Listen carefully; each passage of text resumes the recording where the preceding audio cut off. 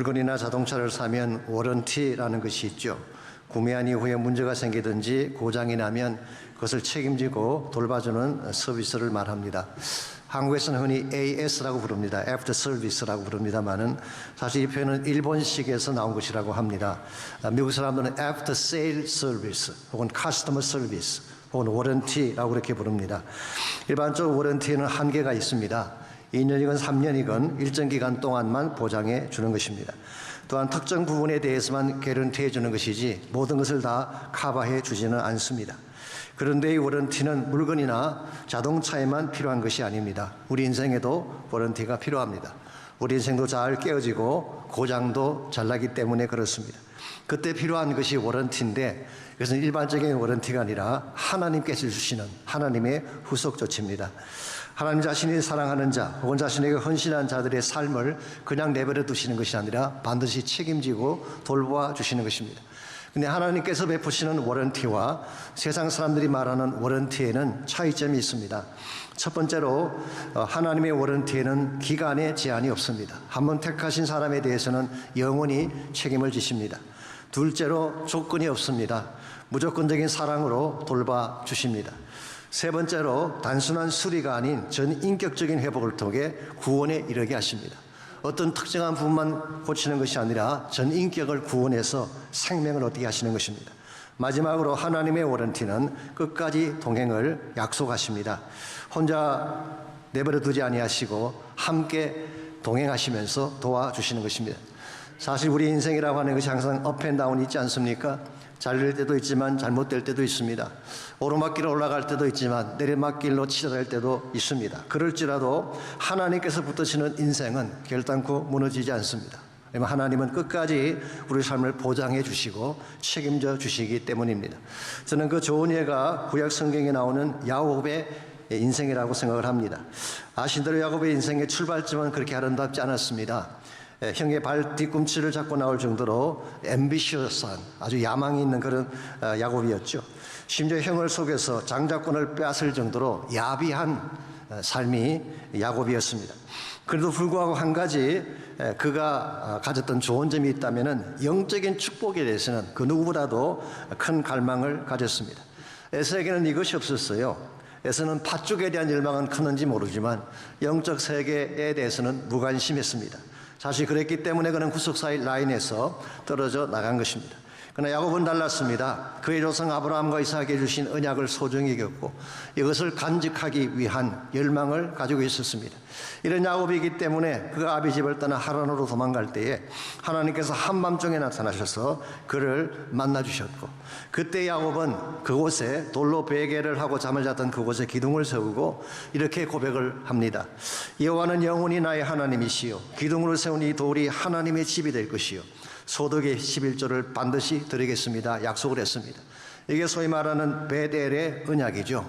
이와 같은 언약을 통해 하나님과 관계를 맺었기 때문에 하나님은 야곱의 일평생을 끝까지 돌보아 주시고 책임져 주신 것입니다. 그래서 야곱이 20년 타향 생활을 마치고 집으로 돌아올 때에 약국강 나루트에서 하나님을 만나 밤새 실험하고 이스라엘이란 새 이름을 얻게 되죠.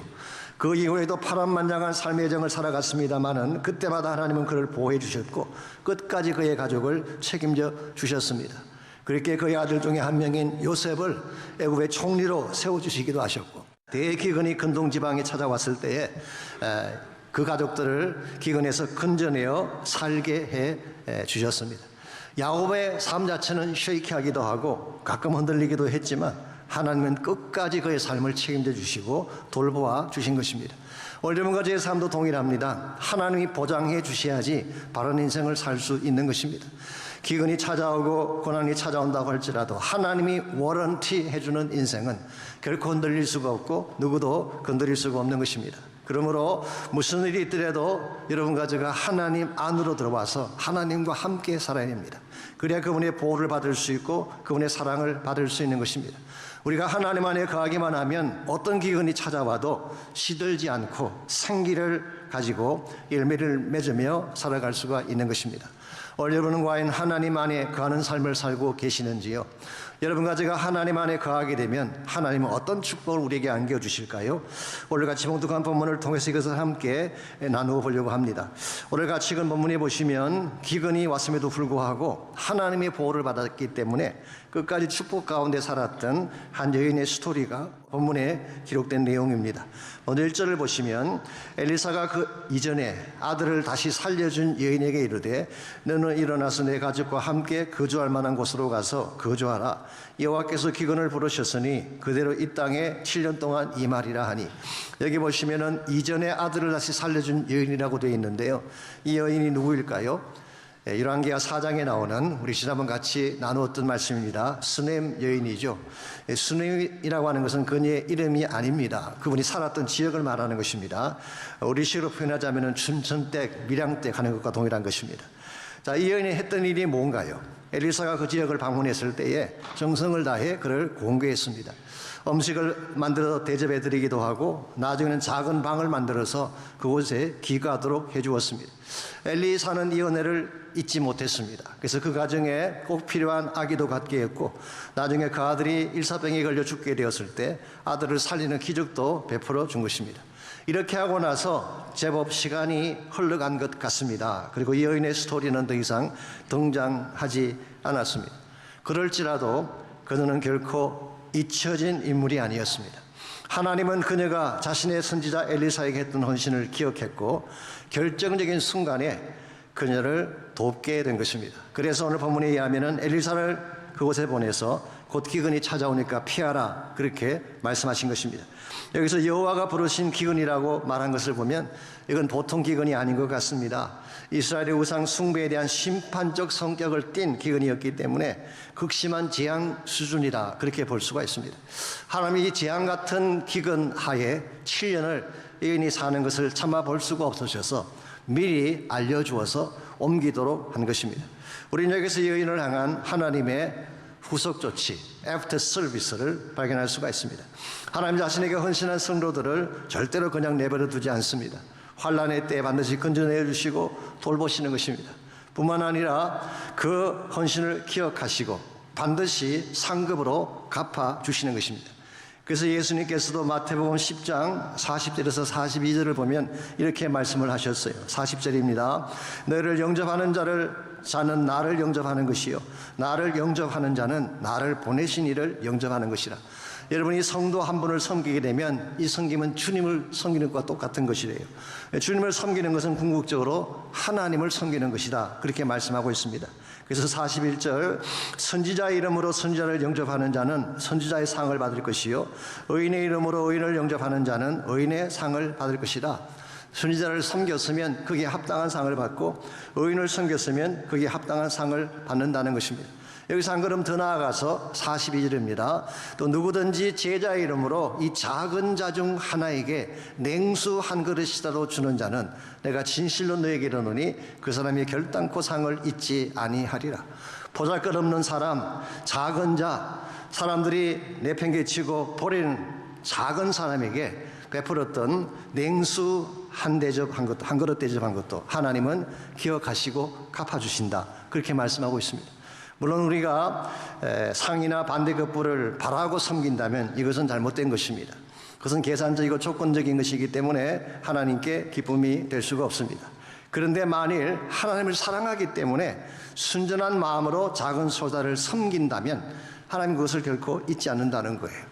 여러분과 제가 누구를 섬길 때에 물론 하나님이 상을 주시면 더 좋겠지만 또 갚아주시면 더 좋겠지만 설사 그렇게 하지 아니하신다고 할지라도 우리는 섬겨야 될 충분한 이유가 있습니다. 왜냐하면 하나님께서 먼저 여러분과 저를 위해 엄청난 희생의 대가를 지불해 주셨기 때문에. 바로 그분이 예수 그리스도시죠. 사도 요한일서 4장 10절에서 이렇게 기록하고 있습니다. 우리가 하나님을 사랑한 것이 아니라 하나님이 먼저 우리를 사랑하셔서 우리 죄를 위하여 화목 제물로 그 아들을 보내셨다고 말씀하셨어요. 그럼 우리가 정말 누구를 섬겨야 된다면 이 하나님의 사랑에 대한 감격 때문에 섬겨야지, 순전한 마음을 가지고 작은 소자 하나를 섬겨야지 하나님께 기쁨이 되고 하나님이 그 상을 기억하셨다가 주신다는 거예요. 이런 의미에서 우리가 선교사님들이나 선교지에 있는 작은 영혼을 섬기는 것은 대단히 소중한 것입니다. 그분들을 섬기는 것이 곧 하나님을 섬기는 것이기 때문에 지난주에 우리가 무릎 선교에 대한 헌신을 했습니다마는 저는 개인적으로 참 감사하게 생각을 합니다. 여러분이 선교를 위해 헌신한다는 것이 얼마나 귀한지요. 가끔 왜 헌금을 강요해서 부담을 주나 그러는 분이 가끔 있는지 모르겠지만요. 솔직히 저에게 그렇게 부담 주고 싶은 마음 전혀 없습니다. 제가 가장 하고 싶지 않은 일 중에 하나가 헌금 설교하는 것이고 헌금으로 부담 주는 거예요. 제가 헌금 많이 내게 해서 무슨 영광 보겠다고 그러지 하겠습니까? 여러분이 만일 헌금하신다든가 헌신을 하신다면 하나님 때문에 하시기 바랍니다. 하나님을 사랑하기 때문에 나를 향한 하나님의 은혜가 넘쳐나기 때문에 그에 대한 나의 응답으로 헌신한다면 이건 기쁨이 되는 것입니다. 저는 솔직히 지난 금요일 저녁에 선교 보고 대회를 들으면서 아마 참석하신 분들은 똑같은 것을 느끼셨을 거예요. 간증하시는 분들의 정말 감동적인 말씀을 들으면서 간증하시는 분들도 오셨지만 저도 사실은 내내 울면서 그 말씀을 들었습니다. 이런 영혼을 섬긴다는 것이 얼마나 소중한 것인지. 여러분 우리가 무엇 때문에 선교지로 가서 그분들을 섬겨야 됩니까? 나와 아무 상관이 없는 사람인데 더구나 냄새가 나고 더러운 사람들을 왜 가슴에 안고 그들을 섬겨야 되나요? 이유는 딱 한 가지입니다. 우리가 주님을 사랑하고 이것이 주님이 기뻐하시는 일인 것을 알기 때문에 이 사역을 하는 거예요. 그러므로 우리가 선교를 위해 헌신하고 누군가를 섬기고 사랑하며 베푸는 것은 대단히 중요한 크리스천 삶의 한 내용이 아닐 수가 없습니다. 우리에게는 알려져 있지 않지만 미국의 의사분 중에 잭 월터 위튼이라고 하는 의사분이 계셨어요. 지금 오래전에 계셨던 분인데요. 이는 버지니아 대학의 의과대학을 졸업하시고 자기 고향인 그 타제웰이라는 지역에서 의사로 활동을 했던 사람입니다. 처음에 대학을 졸업하고 결혼을 하려고 여자와 교제를 했는데 무슨 일인지 모르지만 큰 상처를 받고 헤어진 후에 다시는 결혼을 하지 않고 독신으로 평생을 살아갔습니다.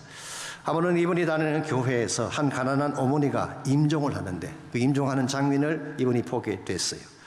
사실은 임종을 하면 눈을 감아야 되는데 이 여자분이 눈을 감지를 못하는 것입니다. 이유는 본인이 떠나고 나면 남게 될 어린 아기 때문에. 그래서 엄마가 울면서 이야기합니다. 내가 죽은 후에 저 어린 아기를 누가 돌본다는 말입니까? 그때에 닥터 위텐이 그 부인에게 이렇게 말을 했습니다. 안심하십시오. 아기는 제가 제 아들로 입양을 해서 평생 양육을 하겠습니다.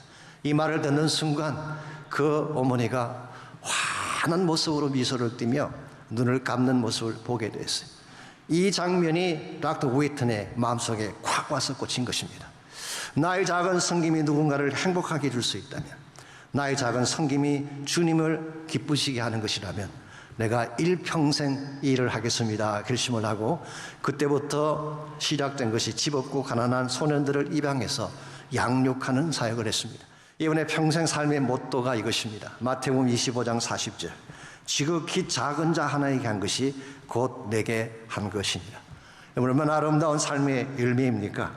비록 자신의 몸에서 태어난 아들은 하나도 없었지만 그리스도의 이름으로 사랑했던 수많은 아이들을 남기고 간 위튼의 삶이 얼마나 아름답고 존귀한가 그 말입니다. 하나님 이와 같은 삶을 절대로 잊지 않았습니다. 결코 잊지 아니하시고 반드시 갚아주시고 충만케 하시는 것입니다. 여러분과 저도 동일한 인생을 살고 있습니다. 한 번밖에 살지 못하는 인생인데 단순히 소모하기 위해서만 살다가 생을 마감한다면 이것만큼 허무한 케이스가 어디 있겠습니까? 하나님의 뜻을 위해 헌신하시기를 바랍니다. 섬기기 위해 여러분의 물질과 시간을 사용하시기를 바랍니다. 여러분 주변에도 많은 작은 자들이 있지 않겠습니까? 이분들을 향하여서 정말 주님을 섬기는 똑같은 마음으로 그들을 사랑하고 섬기게 되면 하나님은 그와 같이 헌신한 자들을 결단코 그냥 두지 않습니다. 반드시 책임지시고 인생 끝날까지 AS로, After Service로 보호해 주시는 것입니다. 자, 여러분과 제가 하나님의 나라와 의를 먼저 구하고 하나님이 기뻐하는 이 사역에 헌신을 하게 되면 하나님은 어떻게 우리의 인생을 끝까지 책임져 주실까요? 오늘 본문에 소개된 수넴 여인의 케이스를 통해서 하나님께 헌신한 인생을 하나님이 무엇을 통해 돌보시고 책임져 주시는지 한 세 가지 차원에서 함께 정리해 보려고 합니다. 첫 번째로 하나님께 헌신한 인생을 하나님은 바른 돌파구를 통해 돌봐주시고 책임져 주십니다. 바른 돌파구를 통해 1절 말씀 다시 봅니다. 하나님의 엘리사를 통해 수넴 여인에게 이 땅에 7년 동안 기근이 임할 것이니까 거주할 만한 곳으로 거주를 옮기라 그렇게 말씀해 주셨죠. 그리고 2절에 보시면은 이 말을 들은 여인이 그의 가족과 함께 블레셋 사람들의 땅으로 가서 7년을 우고했다고 기록하고 있습니다. 우리가 말씀을 읽어보게 되면 우리가 돌파구를 선택할 때, 피할 길을 선택할 때에 고려해야 될 두 가지 사실을 발견할 수가 있습니다. 첫 번째는 하나님이 여시는 길이 피할 길이에요. 세상이 여는 길이 아니라, 내가 여는 길이 아니라, 인간이 제시하는 길이 아니라 하나님이 여시는 길이 언제나 다른 길인 것입니다. 고린도서 10장 13절에 보면은 사도 바울은 이렇게 말씀을 하셨어요. 사람이 감당할 시험 밖에는 너희가 당한 것이 없나니 오직 하나님은 미쁘사 너희가 감당하지 못할 시험 당함을 허락하지 아니하시고 시험 당할 즈음에 또한 피할 길을 내사 너희로 능히 감당하게 하시느니라. 성경 우리가 문제를 맞이하지 않는다, 시험 당하지 않는다 이 말씀을 한 적이 없어요. 시험 당하죠. 어려움 가운데 처하죠. 근데 하나님이 약속하신 것은 그때 반드시 피할 길을 내시겠다는 거예요. 이 피할 길이라고 하는 것이 the way out 혹은 엑스바시스라는 헬라 말인데 way of escape, 돌파하고 도망하는 곳 그런 것입니다. 그런데 피할 길을 내사라고 할 때 그 주가 누구인지 아십니까? 하나님이에요. 피할 길을 내는 것은 내가 아니에요. 내가 피할 길을 만드는 것이 아닙니다. 사람들이 나에게 피할 길을 만들어 주는 것이 아니라 하나님이 God makes way out. 하나님이 피할 길을 내시는 거예요. 그러므로 하나님이 내시는 피할 길이 언제나 바른 길이에요. 세상이 제안하는 길이 아니라 하나님이 여시는 길이 바른 길입니다. 두 번째로 말씀에 순종하는 길이 바르다는 것을 가르치고 있습니다. 오늘 본문의 여인은 수넴 지역에서 블레셋 지역까지 내려갔다고 했는데요. 수넴 지역은 갈릴리 호수 쪽에 있는 팔레스타인 북쪽에 있는 땅입니다. 그 반면에 블레셋 지역은 남쪽 끝이죠. 서남쪽에 있는 지역, 오늘날의 가자 지역이 바로 블레셋 사람들이 살던 지역입니다.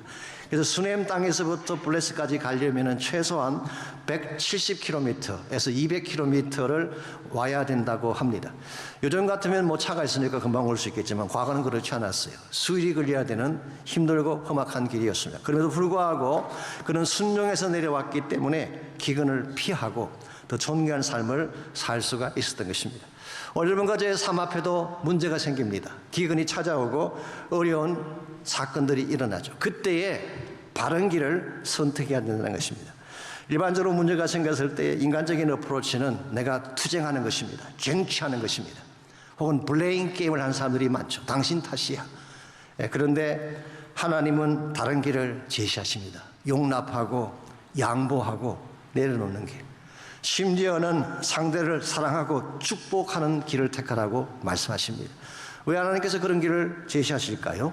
그것이 바로 예수님께서 우리에게 보여주신 길이었기 때문에 주님은 자신을 버리는 쪽, 양보하는 쪽, 사랑하고 축복하는 쪽을 선택을 하셨죠. 그 결과 온 인류를 구원하고 온 땅에 소망을 남길 수가 있었던 것입니다.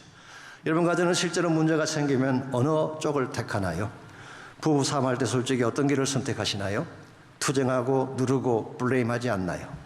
그렇기 때문에 작은 시험 앞에서도 깨어지고 상처를 받는 것입니다. 그것은 빠른 출구가 아니기 때문에. 그런데 좀 힘들지만 한번 참아보십시오. 사랑으로 양보하며 축복해 보십시오. 화를 내는 부인에게 이유를 불문하고 잘잘못을 따지지 말고 무조건 I'm sorry, ma'am. 혹시 뭐 때문에 화가 나셨는지 한번 여쭤봐도 될까요? 그렇게 버릇을 하면 문제는 잘 풀리게 돼 있어요. 그러다 아침 반찬이 달라질 줄 믿습니다. 여러분께서 이 문제가 생겼을 때 어떤 엑싯을 택하느냐, 투쟁하며 쟁취하는 엑싯을 택하면 항상 아픔이 남아요. 근데 사랑하고 양보하는 쪽을 택하면 축복이 남는 것입니다. 그러므로 문제가 생겼을 때 우리는 사탄이 제시하는 욕망의 길, 탐욕의 길이 아니라 하나님이 제시하시는 바른 길을 선택해야 돼요. 그러므로 늘 여러분께서 말씀을 묵상하시고 말씀 속에 있는 길을 선택하심으로 하나님이 축복하시는 길로 나아갈 수 있기를 바랍니다. 두 번째로 하나님께 헌신한 인생을 하나님은 기가 막힌 섭리를 통해 돌보아 주십니다. 기가 막힌 섭리를 통해. 3절을 봅니다. 7년이 다음에 여인이 블레셋 사람들의 땅에서 돌아와 자기 집과 전토를 위하여 호소하려 하여 왕에게 나아갔더라. 7년이 지나고 이 여인이 자기 본토로 돌아 돌아왔더니 심각한 문제가 하나 기다리고 있었습니다. 자신이 살던 집과 전토를 다른 사람이 차지한 것입니다. 다른 사람이 들어와서 살고 있는 거예요. 자, 이 사람들이 이 주인이 돌아왔다고 순순히 물러날까요? 결코 그렇지가 않습니다. 그래서 할 수 없이 여인이 왕에게 나아가서 호소를 하게 됩니다. 근데 문제는 그 당시 왕이 누구였나요? 여호람이라고 하는 아합의 아들이었습니다. 이 왕이 착한 왕일까요? 악한 왕일까요? 아주 악한 왕이었습니다. 본성이 악한 왕이에요. 더구나 여인이 직접 왕에게 호소하러 갔다는 것을 보면 아마도 그녀의 남편이 세상을 떠났던 것 같습니다. maybe 7년 기간 동안에 떠났을 수도 있고 그 전에 떠났을 수도 있는데요. 그러니까 고대 사회에서 문제가 생길 때 어필하는 것은 남편이 나서서 하지 여자가 나서지 않는데 여인이 나선 것을 보면 maybe 이분은 과부였을 가능성이 많다는 것입니다. 자, 한번 짐작해 보십시오. 아무 백도 없고 힘도 없는 가난한 한 과부, 집도 없고 전투도 없고 백합이 될 수는 누구도 도울 자가 없는 이 한 과부의 송사를 악한 왕이 잘 받아서 처리를 해 줄까요? 이건 거의 불가능한 상황입니다. 그러므로 지금 이 여인에게 필요한 것은 기적이에요. 하나님이 기적적인 방법으로 어프로치 않으면 길이 없는 것입니다. 놀라운 사실은 4절입니다. 4절을 보시면 그때 왕이 하나님의 사람의 사환 게하시와 서로 말하 이르되 너는 엘리사가 행한 모든 큰 일을 내게 설명하라 하시니라. 마침 그때에 여호람 왕이 엘리사의 사환인 게하시를 불러다가 대화를 나누고 있었어요. 아마 여러분이 이 본문을 보시면 아니 게하시가 나병에 걸렸는데 어떻게 대화를 하나 분명히 질문하는 분이 계실 것입니다. 그런데 오늘 이 본문은 아마도 게하시가 아직 병에 걸리기 전에 일어났던 사건인 것 같습니다. 제가 몇 번 말씀드린 적이 있지만 열왕기에서 기록된 모든 내용은 연대기 순으로 기록된 건 아닙니다. 사건의 중요성 중심으로 기록된 것이기 때문에 아마도 게하시가 병에 걸리기 직전이었던 것 같습니다. 어쨌든 간에 이 게하시가 왕과 대화를 하는데 대화 내용이 뭡니까? 엘리사가 행한 일들을 나에게 좀 말해다오. 그래서 게하시가 엘리사가 행한 일을 쭉 하던 중에 죽은 자를 살리는 이야기를 해줬어요. 그 이야기는 수넴 여인의 아들을 살리는 스토리를 그에게 말해준 것입니다. 그런데 그 이야기를 하는 그 순간에 바로 이 수넴 여인이 왕을 찾아와서 호소를 한 것입니다. 그래서 5절을 보시게 되면 게하시가 곧 엘리사가 죽은 자를 다시 살린 일을 왕에게 이야기할 때에 그 다시 살린 아이의 어머니가 자기 집과 전투를 위하여 왕에게 호소하는지라. 그래서 게하시가 말하되 내 주 왕이여 이는 그 여인이요 저는 그 아들이니 곧 엘리사가 다시 살린 자입니다. 방금 제가 말씀드린 바로 그 여인, 그 기적을 경험했던 그 여자가 바로 저분입니다 라고 소개를 해준 것이죠. 여러분 이건 기가 막힌 타이밍이 아닐 수가 없습니다. 게하시가 왕과 이야기하는데 하필이면 수넴 여인에 대한 스토리를 이야기할 그때에 그 여인이 찾아와서 왕에게 어필을 한다는 것입니까? 이건 기가 막힌 타이밍이죠. 여러분 생각이 이것이 우연이라고 생각하십니까? 절대로 우연이 아닙니다. 하나님이 철저하게 이끌어주신 섭리의 결과다라고 보아야 돼요. 이 섭리라고 하는 것은 이런 것입니다. 우리 인생에 일어나는 수많은 사건들이 있잖아요. 우리는 그 사건이 왜 일어났는지 어디로 가는지 알지 못하지만 하나님은 그 모든 것을 다 아시고 이 모든 사건들을 다 합력해서 최선을 만들어 가시는 것을 우리가 섭리라고 하는 것입니다. 대표적인 성경 구절이 로마서 8장 28절이죠. 하나님을 사랑하는 자고 그 뜻대로 부르심을 입은 자들에게는 모든 것이 합력하여 선을 이루느니라. 이 모든 것 속에는 축복도 있지만 우리가 겪게 되는 고난도 있습니다. 우리 인생의 성공 케이스도 있지만 실패한 케이스도 있어요. 상처받고 힘들어하고 우리가 알 수 없는 어려움을 겪는 케이스도 있을 것입니다. 그런데 하나님은 이 모든 것들을 다 아시고 그 모든 것들을 다 적절하게 합하셔서 the best를 만들어내시는 하나님. 여러분 그제가 이 하나님의 섭리를 믿어야지 무슨 일을 당해도 당황하지 않고 하나님 뜻을 향해 나갈 수가 있는 것입니다. 하나님의 섭리를 아는 사람은 긴 안목에서 인생을 보는 자입니다. 눈앞에 벌어지는 사건만 보고 아웅다웅하지 않습니다. 왜냐하면 하나님 우리 인생의 전부를 다 보신 후에 나에게 최선을 주시는 것이기 때문에. 그러므로 무슨 일을 당하더라도 일어나는 사건만 보고 당황하거나 실망하지 마십시오. 긴 안목에서 하나님이 반드시 모든 것을 통해 최선을 주신다. 이 믿음 가지고 하나님께 순종하면 실제로 그런 역사가 일어나는 것입니다. 저는 그 좋은 예가 에스더 6장에 나오는 케이스라고 생각합니다. 아실지 모르지만 에스더 6장에 보게 되면요, 하만이라고 하는 사람이 악한 자죠. 유대인들을 다 이렇게 말살하기 위해서 전략을 꾸몄어요. 그 유대인의 대표격인 모르드게를 나무에 달려고 나무까지 다 준비를 해놓았습니다. 이제 이 밤이 지나면, 날만 새면 페르사 지역에 살던 모든 유대인은 다 처형을 당하는 날입니다. 그런데요, 바로 그 첫날 밤에 아하수에르 왕이 잠이 오지 않았어요. 그래서 역대 일기, 왕조실록 같은 것이죠. 이것을 읽어 내려가다가 모르드게에 대한 내용을 읽게 됩니다. 두 명의 내시가 왕을 암살하려고 할 때에 모르드게가 그것을 막아주었다고 하는 기록이 거기서 나온 것입니다. 그래서 왕이 신하들을 물려다가 물었습니다. 그때 모르드게에게 무엇을 해주었느냐? 근데 아무것도 해준 것이 없대요. 그러니까 왕의 마음속에 자기 목숨을 건져준 은인인데 무언가 보답을 해야 되지 않겠습니까? 뭘 보답할까라고 생각을 할 때 마침 그때에 하만이 들어왔어요. 모르드게를 다음날 나무에 달기 위해 최종 제가를 받기 위해 왕궁으로 들어온 것입니다. 그래서 왕이 하만에게 질문했어요. 내가 존귀 여기는 사람이 하나 있는데 어떻게 대접해 주면 되겠느냐? 이 말들은 하만이 착각을 하죠. 왕이 존귀하게 여길 자가 나밖에 누가 있겠느냐? 그래서 이렇게 제안을 했습니다. 왕의 옷을 그에게 입혀주고 말을 준비해서 성중 거리로 데리고 나가 왕이 존귀하게 여기는 사람이라고 모든 백성들 앞에 선포하게 하십시오. 그 말들은 왕이 하만에게 모르드게가 바로 그 자니라. 내일 날이 밝으면 지금 너가 말한 그대로 exactly 한 개도 빼지 말고 그대로 행하라 라고 분부하셨어요. 이 말을 듣는 하만이 어떻게 됐을까요? 폭망한 케이스죠. 그 결과로 모르드게를 달기 위해 준비했던 그 나무에 하만이 달리게 되고 유대인의 말살 정책을 실행하려던 바로 그 날이 축제가 되어서 오늘날까지도 불임절이라고 하는 새로운 절기가 그때 시작된 것이죠. 여러분 생각이 모든 것이 우연이라고 생각하십니까? 아하수에르 왕이 밤에 잠이 오지 않은 것 우연일까요? 그리고 하필이면 역대기를 읽는 중에 모르드게 스토리를 읽게 된 것 우연일까요? 그리고 하필이면 그 시간에 맞춰서 하만이 입궁한 것이 우연일까요? 결코 그렇지 않습니다. 하나님이 준비하신 하나님의 섭리예요. 여러분과 저가 이 사실을 믿어야 돼요. 하나님은 오늘날 여러분과 저의 삶 속에도 동일한 일을 하고 계시기 때문에 하나님은 악을 뒤집어 선이 되게 만드실 수 있는 분이에요. 위기를 변화해서 축복이 되게 하시는 하나님, 죄가 변하여 화환이 되게 하시는 하나님, 이 하나님을 신뢰하고 믿을 때에 무슨 일을 당하더라도 여러분은 실망하지 않고 바른 뜻을 향해 나아갈 수가 있는 것입니다. 그러므로 사랑하는 성도 여러분, 어떤 일을 당할지라도 하나님의 선하심을 믿으시기 바랍니다.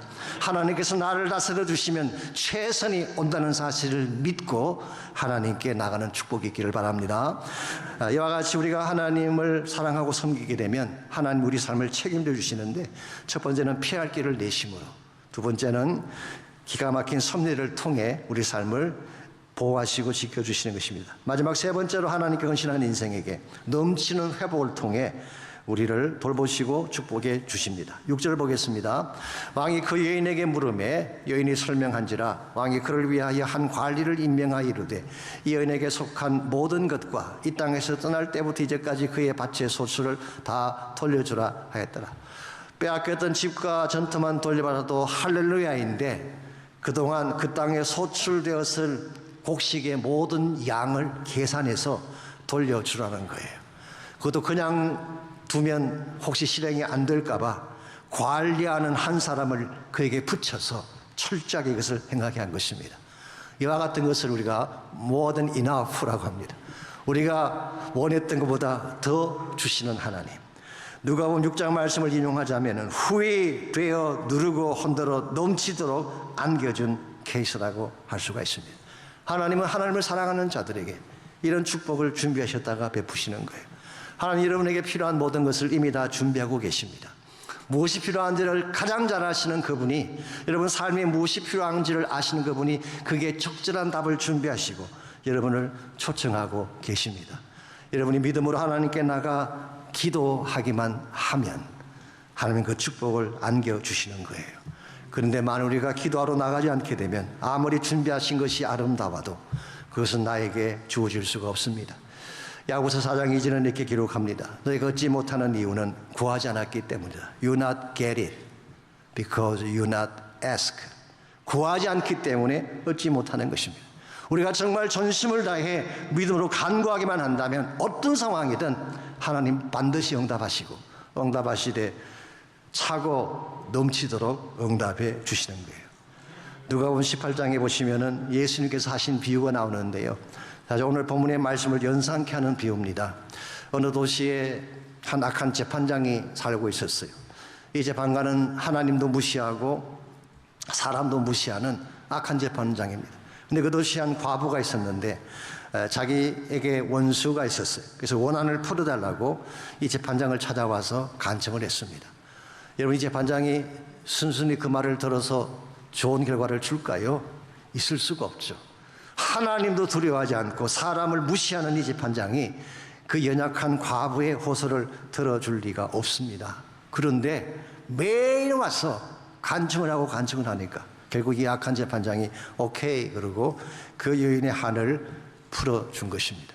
오늘 본문에 나오는 수네임 여인과 요람 왕의 케이스와 잘 어울리는 그런 스토리라고 할 수가 있습니다.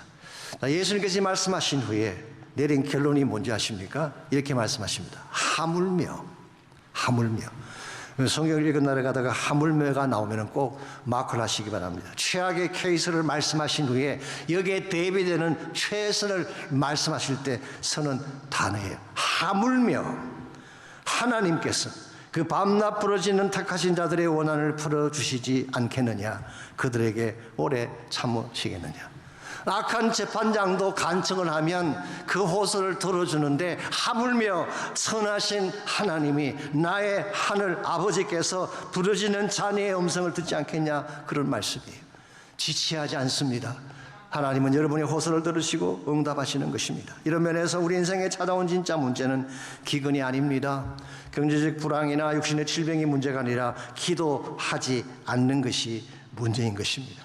기도하면 하나님 준비하신 모든 축복을 주실 수가 있고, 기도하지 않으면 얻을 수가 없는 것입니다.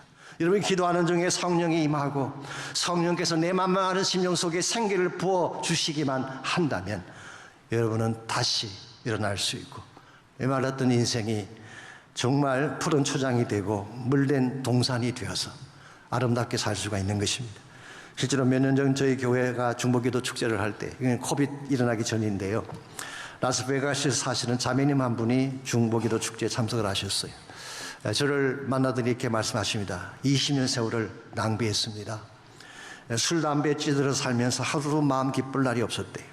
얼마나 마음의 고통이 심각했는지 하루에 양주 2병을 마시지 않으면 잠을 잘 수가 없었다고 합니다. 그래서 이번 중보기도 축제 때 내가 안수 기도를 받고 치유받고 싶다, 그렇게 말씀하시면서 저에게 안수 기도를 요청하셨어요.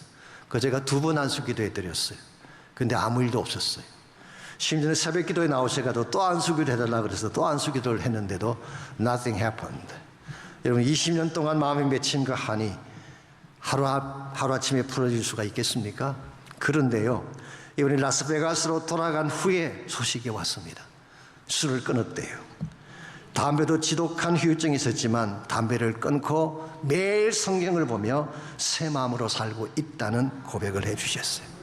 여러분, 기도하면 됩니다. 기도하면 자녀들이 돌아오는 것입니다. 기도하면 질병이 떠나가고 기도하면 기운 사업이 다시 일어나게 되는 것입니다. 주님 안에서 안 되는 일이 어디 있겠어요?